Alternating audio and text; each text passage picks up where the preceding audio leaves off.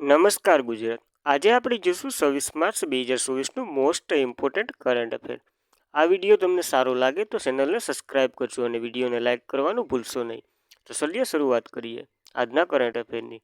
તાજેતરમાં વિશ્વ ક્ષય દિવસ ક્યારે ઉજવવામાં આવ્યો? તો કે 24 માર્ચના રોજ વિશ્વ ક્ષય દિવસ ઉજવવામાં આવ્યો છે. તાજેતરમાં વિશ્વ ક્ષય દિવસ 24 માર્ચે ઉજવવામાં આવ્યો. થીમ તો કે હા, આપણે ટીબીઓ અંતર લાવી શકીએ છીએ. એટલે ટીબી દિવસ પર ઉજવવામાં, ક્ષય દિવસ પર ઉજવવામાં, ક્ષયને ટીબી પર કહેવામાં આવે છે. 24 માર્ચ 1982ના રોજ ડૉક્ટર રોબર્ટ કોશે ટીબીના બેક્ટેરિયાની શોધ કરી હતી. તો રોબર્ટ કોશને યાદ રાખવા. માઇક્રોબેક્ટેરિયા ટ્યુબોલોજિકલ એનું ફૂલ ફોર્મ થાય છે ટીબીનું. હવે તાજેતરના માર્ચ મહિનાના બધા જ દિવસોનું એકવાર રિવિઝન કરીએ. 1 માર્ચ શૂન્ય ભેદભાવ દિવસ અને બીજો તો કે વિશ્વ સિગ્રામ દિવસ. 3 માર્ચ તો કે વિશ્વ વન્યજીવ દિવસ અને વિશ્વ સુનાવણી દિવસ. 4 માર્ચ તો કે રાષ્ટ્રીય સુરક્ષા દિવસ અને વિશ્વ સ્થૂળતા દિવસ.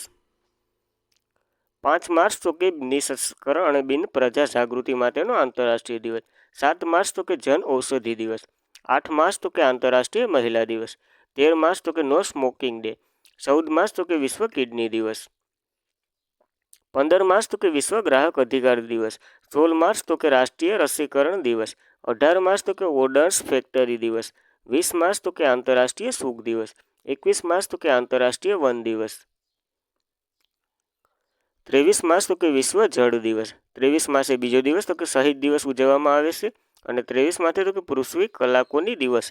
આ ખાસ કરીને યાદ રાખો, પૃથ્વી કલાકોનો દિવસ ચોથા શનિવારે ઉજવવામાં આવે છે માર્ચ મહિનાના.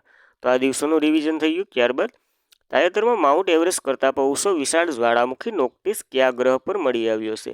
તો આ મંગળ ઉપર મળી આવ્યો છે નોક્ટિસ. તો વનલાઈનર સ્વરૂપે યાદ રાખવું. તાજેતરમાં માઉન્ટ એવરેસ્ટ કરતાં પણ ઊંચો વિશાળ જ્વાળામુખી નોક્ટિસ મંગળ ગ્રહ પર મળી આવ્યો છે. એમાં સસ્તામાં રહેલું કરંટ અફેર પ્લસ જીકે જોઈ લે. તો કે વિશ્વનો સૌથી વધુ સક્રિય જ્વાળામુખી તો કે માઉન્ટ છે કોપોટેક એડવોકડમાં આવેલો છે. કયા ખંડ છે જ્યાં એક પણ જ્વાળામુખી નથી? તો કે ઓસ્ટ્રેલિયામાં.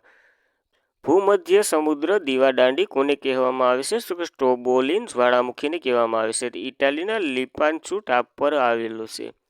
ઇટાલી એટલના જ્વાળામુખી સિસિલિયન આઇલેન્ડમાં આવેલો છે. તે વેસુવિલ જ્વાળામુખી છે. ભારતમાં એકમાત્ર સક્રિય જ્વાળામુખી તો કે બેરિયન ટાપુ છે, આંદામાન નિકોબારમાં આવેલો છે. કિલાઉ જ્વાળામુખી મોવાલોઆ જ્વાળામુખી યુએસમાં આવેલા છે. તેને હવાઈ ટાપુ કહેવામાં આવે છે. કાટો આ માઉન્ટ મેપોરી, માઉન્ટ સિનિબો, સેમુર જ્વાળામુખી વગેરે ઇન્ડોનેશિયામાં આવેલા છે. જ્વાળામુખીમાં કયો ગેસ સૌથી વધુ બહાર આવે છે? તો કે પાણીની વરાળ. રિંગ ઓફ ફાયર કયા મહાસાગરમાં સ્થિત છે? તો કે પેસિફિક મહાસાગરમાં. પૃથ્વીની સલામતી વાલ્વને શું કહેવામાં આવે છે? તો કે જ્વાળામુખી કહેવામાં આવે છે. તો ખાસ કરીને એટલા પોઈન્ટ યાદ રાખવા જ્વાળામુખીને લઈને. તાજેતરમાં ભારત સરકારે પ્રથમ વખત કયા દેશ સાથે વિદેશ કાર્યાલય પરામર્શ કર્યો છે? તો કે મોરિટાનિયા દેશ ઉપર વિદેશી પરામર્શ કર્યો છે. તાજેતરમાં ભારત સરકારે પ્રથમ વખત મોરિટાનિયા દેશ સાથે વિદેશી કાર્યાલય પર પરામર્શ કર્યો છે. તો આ વનલાઈનર સ્વરૂપે યાદ રાખો મોરિટાનિયો. મોરિટાનિયાની વાત કરીએ તો રાજધાની તો કે નોવાકોસ છે. ચલણ તો કે મોરિટાનિયો ઓગોયુઆ છે. તો ખાસ કરીને યાદ રાખવું.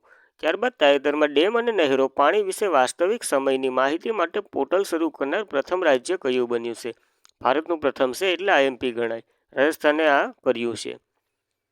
તાજેતરમાં ડેમ અને નહેરો પાણી વિશે વાસ્તવિક સમયની માહિતી માટે પોર્ટલ શરૂ કરનાર પ્રથમ રાજ્ય રાજસ્થાન બન્યું છે. તો હવે રાજસ્થાન વિશે વાત કરીએ. સીએમ તો કે ભજનલાલ શર્મા અને રાજ્યપાલ તો કે કલરાજ મિશ્રા. અને કેપિટલ શું છે તમારે કોમેન્ટ કરવાનું છે રાજસ્થાનનું. ધીરુભાઈ અંબાણી સોલર પાર્ક જેસલમેર ખાતે આવેલો છે. ક્ષેત્રફળને આધારિત સૌથી મોટું રાજ્ય તો કે રાજસ્થાન છે. સૌપ્રથમ પંચાયતી રાજની શરૂઆત થઈ હતી ક્યાં? તો કે રાજસ્થાનમાં. સાલવારી તમારે કોમેન્ટ કરવાની છે. ભારતનું સૌથી મોટું આંતરરાષ્ટ્રીય ખારા પાણીનું તળાવ સાંભર સરોવર છે, તે રાજસ્થાનમાં આવેલું છે. હવે કરંટ અફેર જોઈ લે. ત્યારબાદનું વાઇસ પ્રેસિડેન્ટ જગદીપ ધનખડે જયપુરના ડેમ સલામતી પર આંતરરાષ્ટ્રીય કોન્ફરન્સનું ઉદ્ઘાટન કર્યું હતું. ઉપર કોફતરંગી મેટલ કાફ્ટ બીકાનેર એમ્બ્રોઇડ કાફ બીકાનેર તરીકે ઓળખવામાં આવે છે. ઉસ્તાર કાફ જોધપુરની બાંધાયેલ કાફ નાથાદ્વાર રાજસ્થાનમાં બની પડસાઈ પેઇન્ટિંગ વગેરેને જીઆઈ ટેગ મળેલો છે. પ્રથમ પ્રીમિયર વોલીબોલ લીગ જયપુરમાં યોજાઈ હતી. તેનું આયોજન તો કે મહારાષ્ટ્રએ કર્યું હતું. દેશનું પ્રથમ ગીગા વર્કર બિલ્સ રાજસ્થાનમાં પસાર થયું હતું. રાઇટ ટુ હેલ્થ પોલિસી લાગુ કરનાર રાજસ્થાન પ્રથમ રાજ્ય હતું. મિસ ઇન્ડિયા 2023નો ખિતાબ જીત્યો હતો તે રાજસ્થાનના હતા. બોલ્ડ કુરુક્ષેત્ર સર ભારત અને સિંગાપુર વચ્ચે થયું હતું તે રાજસ્થાનમાં થયું હતું. રાજસ્થાન સિલકમાં લાખી મેળા 2023નું આયોજન થયું હતું. જેસલમેરમાં આંતરરાષ્ટ્રીય ડેઝર્ટ ફેસ્ટિવલનું આયોજન થયું હતું. કેમલ ફેસ્ટિવલ બિકાનેરમાં થયું હતું. પીએમ મોદીએ રાજસ્થાનના સિકલથી યુરોન ગોલ્ડ લોન્ચ કર્યું હતું. તેનાથી જમીન સલ્ફરની ઉણપથી દૂર થાય છે. આ રાજસ્થાન વિશે એટલા પોઈન્ટ યાદ રાખવા. ત્યારબાદ તાજેતરમાં કયા દેશ સાથે ભારતીય પ્રથમ વખત 2+2 સંરક્ષણ અને વિદેશી સ્તરની વાટાઘાટો કરશે? તો કે બ્રાઝિલ વચ્ચે અને ભારત અને બ્રાઝિલ આ બંને દેશો વાટાઘાટો કરશે. પ્રથમ 2+2 સંરક્ષણ અને વિદેશની વાટાઘાટો. તો બ્રાઝિલ વિશે માહિતી લઈ લે. એનું કેપિટલ તો કે બ્રાઝિલ છે. ચલણ તો કે બ્રાઝિલ વાસ્તવિક છે અને રાષ્ટ્રપતિ લુલા દા સિલ્વા છે. તો ખાસ કરીને આ પોઈન્ટ યાદ રાખવા. તાજેતરમાં 10ડી પેરિસ ઓલિમ્પિક ગેમ્સ ઉદ્ઘાટન સમારોહમાં પરેડ ઓફ નેશનલમાં ભાગ લેવા માટે રશિયન કયા દેશને એથ્લેટ પર પ્રતિબંધ મૂક્યો છે? તો બેલારુસ ઉપર પ્રતિબંધ મૂક્યો છે રશિયાએ. તો ખાસ કરીને સામેવાળાને પણ યાદ રાખવું. તાજેતરમાં 10ડી એ પેરિસ ઓલિમ્પિક ગેમ્સ ઉદ્ઘાટન સમારોહ પરેડમાં ઓફ નેશનલમાં ભાગ લેવા માટે રશિયન અને બેલારુસ દેશ એથ્લેટ પર પ્રતિબંધ મૂક્યો છે. એટલે બંનેને મૂક્યો છે પ્રતિબંધ. હવે ઇન્ડિયન ઓલિમ્પિક એસોસિએશનની કમિટીની વાત કરીએ તો 2023 જૂન 1894માં તેની રચના થઈ હતી. હેડક્વાર્ટર તો કે લોઝાન સ્વિટ્ઝરલેન્ડ ખાતે આવેલું છે.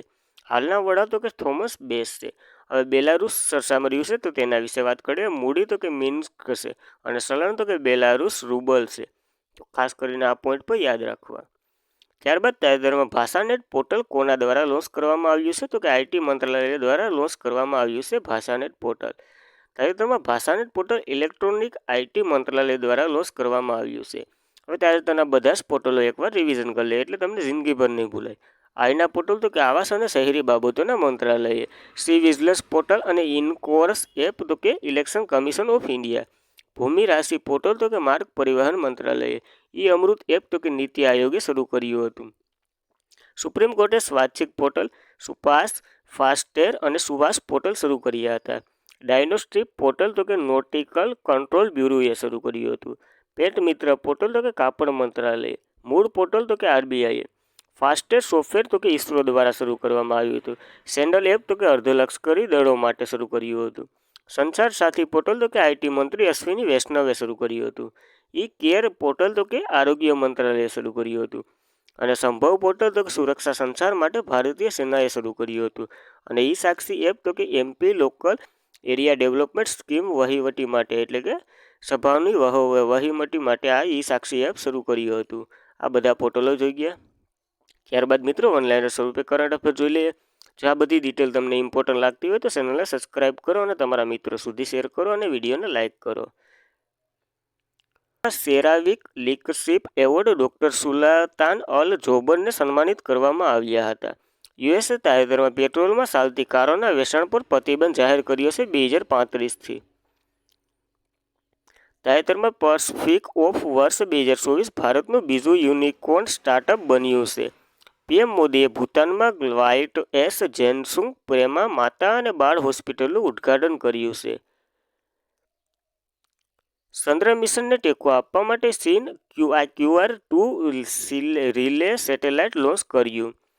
સ્વિટ્ઝરલેન્ડના જીનીવા ખાતે 148મી આંતર સંસદીય સંઘની બેઠક યોજાઈ.